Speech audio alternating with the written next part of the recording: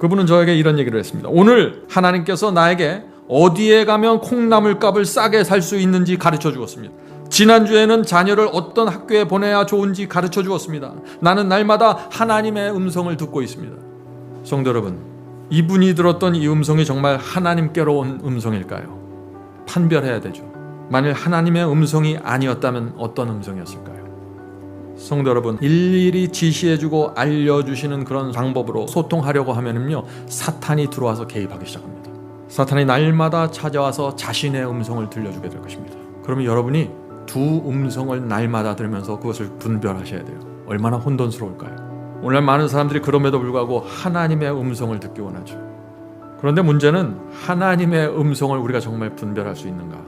그것이 중요합니다. 하나님의 음성을 들어야 합니다. 그런데 분별해야 한다는 것입니다.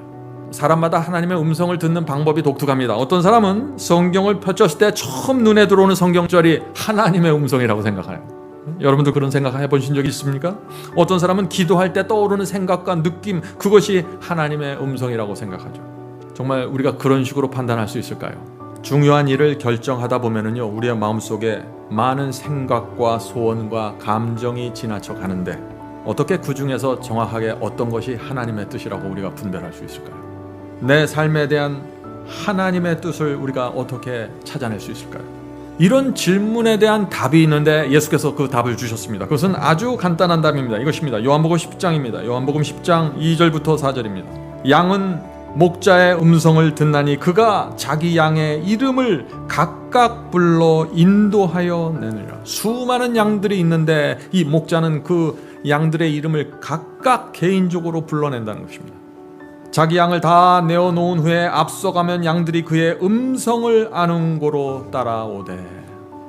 자, 이 장면이 어떤 장면입니까? 지금 여러 목자들이 자기의 양떼들을 몰고 와서 초장에 풀어놓았습니다. 그 양들이 어떻게 돼요? 다 섞여서 풀들을 뜯어먹는 것입니다.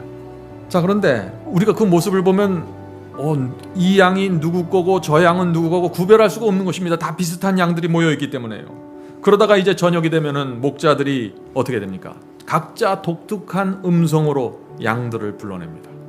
그러면 어떻게 될까요? 놀랍게도 양들이 다 목자를 찾아가는 것입니다. 정확하게 찾아갑니다. 한 마리도 목자의 음성을 찾지 못해서 당황하는 양들이 없어요. 자, 어떻게 양들이 목자의 음성을 그렇게 정확하게 분별할 수 있을까요? 이 무지한 양들이 말이죠. 목자의 음성을 아주 많이 들었기 때문에 익숙한 것입니다. 성도 여러분, 우리가 어떻게 하나님의 음성을 정확하게 분별할 수 있을까요? 하나님의 음성에 친밀해져야 합니다. 친밀해지려면 그런데 시간이 필요한 것입니다. 어린 양이 목자의 음성을 분별하려면 목자를 따라다니면서 듣고 배우는 시간이 필요한 것입니다. 충분히 듣고 사귀는 시간을 가져야 됩니다. 그래야만 점점 더 분명하게 목자의 음성을 분별할 수 있게 되는 것이죠. 자, 우리가 하나님과 친숙해질 수 있는 가장 확실한 방법이 있는데 그것이 무엇입니까? 성경을 읽고 공부하는 것입니다. 성경의 중요한 주제들에 대해 정확한 지식을 가지고 있어야 됩니다.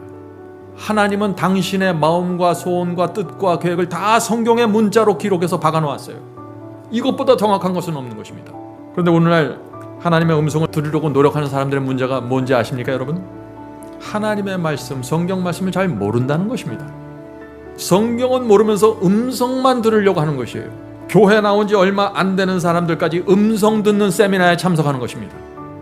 그런 사람들은 사탄과 교신하게 될 수 있는 것입니다. 성도 여러분, 진리가 무엇인지 알아야 합니다. 그래야 하나님의 음성을 듣는데 실수하지 않게 되는 것입니다. 오래전부터, 구약시대 이전부터 사탄은 음성, 꿈, 환상, 기적, 느낌들을 통해서 인간에게 접근해 왔습니다. 모세 앞에서 애굽의 술사들도 기적을 행했죠. 바벨론의 술객들도 기적을 행했습니다. 성경에는 악령들이 행하는 많은 이적들이 나옵니다. 마지막 시대 그 놀라운 이적들이 더 크게 번창할 것을 성경은 경고하고 있는 것입니다. 왜 이런 이야기가 성경에 나올까요? 요한계시록은 왜 마지막 시대 하늘로부터 이상한 일들이 생기고 이적들이 생긴다고 말하고 있을까요? 경고하기 위해서입니다. 경고하기 위해서. 지금도 마찬가지입니다. 심지어 미아리에 있는 점쟁이도 신의 음성을 듣는다고 주장하잖아요. 계룡산의 무당도 이적을 행하지 않습니까? 교회도 그러므로 안전지대가 아니라는 것입니다. 오래전부터 거짓 이적, 거짓 은사, 거짓 귀신 쫓기 운동이 교회를 점령하고 있습니다. 거짓 음성이 교회 안에서 들려오고 있습니다. 그러므로 지금 우리는 반드시 성경 말씀을 통해서 사탄의 역사와 미혹을 분별할 수 있어야 된다는 것입니다. 필터링 해낼 수 있어야 되는 것이죠. 필터링. 자, 그렇다면은 하나님께서 우리와 소통하실 때 어떤 방법을 가장 확실하게 사용하실까요? 어떤 방법을?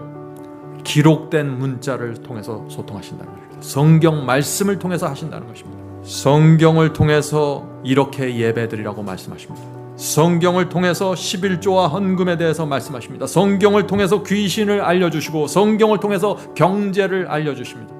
자, 그러므로 우리가 성경을 읽을 때 하나님의 음성을 정말 듣기 원한다면 어떻게 성경을 읽어야 할까요?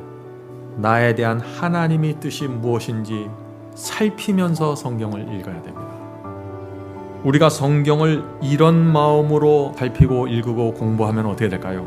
성령께서 우리에게 오셔서 무엇이 진리고 어떤 것이 하나님의 뜻인지 말씀해 주시는 것입니다. 우리 양심의 확신을 주십니다.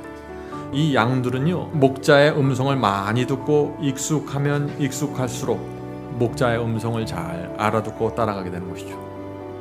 그래서 어린 양보다는 어느 정도 나이가 든 노련한 양들이 목자의 음성을 잘 분별할 수 있는 것입니다.